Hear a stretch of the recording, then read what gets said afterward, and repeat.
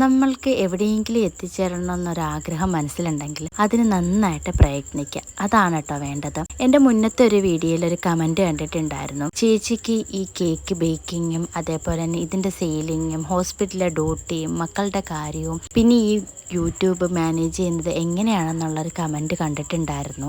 ഓരോന്നിനും ഞാൻ ഓരോ സമയം അങ്ങനെ സെപ്പറേറ്റ് മാറ്റി വയ്ക്കാറില്ല, എല്ലാം ഒന്നിച്ച് കൊണ്ടുപോവാണ് കേട്ടോ ചെയ്യാറുള്ളത്. രാവിലെ ഇപ്പം ജോലിക്ക് പോകണമെങ്കിൽ അത് രാവിലെ എണീറ്റ് അന്നത്തെ കൊടുക്കാനുള്ള കേക്കുകൾ ചെയ്യുന്നുണ്ട്, അതിൻ്റെ ഇടയ്ക്ക് മക്കളെ കാര്യങ്ങൾ നോക്കുന്നുണ്ട്. അങ്ങനെയാണ് കേട്ടോ എല്ലാം മാനേജ് ചെയ്യുന്നത്. നമ്മൾ ഒന്നിനും മറ്റുള്ളവരെ ആശ്രയിക്കാതിരിക്കുക എന്നുള്ളതാണ്. വീട്ടിൽ അമ്മയുള്ളത് കൊണ്ട് പിന്നെ നമുക്ക് കുറച്ച് കാര്യങ്ങളൊക്കെ ചെയ്താൽ മതി. പിന്നല്ലാതെ ഹോസ്പിറ്റലിലെ ഡ്യൂട്ടി ആ സമയത്ത് നമുക്ക് എന്തായാലും ബേക്കിംഗ് നടക്കത്തില്ല. പിന്നെ ഈ എഡിറ്റിങ്ങും വോയിസ് ഓവറൊക്കെ കൊടുക്കുന്നത് പല സമയത്താണ് കേട്ടോ. ചില സമയത്ത് നിൽക്കുന്ന നിപ്പിലാട്ടോ വോയിസ് ഓവറും എഡിറ്റിങ്ങും കാര്യങ്ങളൊക്കെ ചെയ്യുന്നത്. അതിനായിട്ട് പ്രത്യേക സമയം കാര്യങ്ങളും അങ്ങനെ ഒന്നുമില്ല. അപ്പോൾ ഇന്നത്തെ വീഡിയോ ഇത്രയേ ഉള്ളൂ. താങ്ക്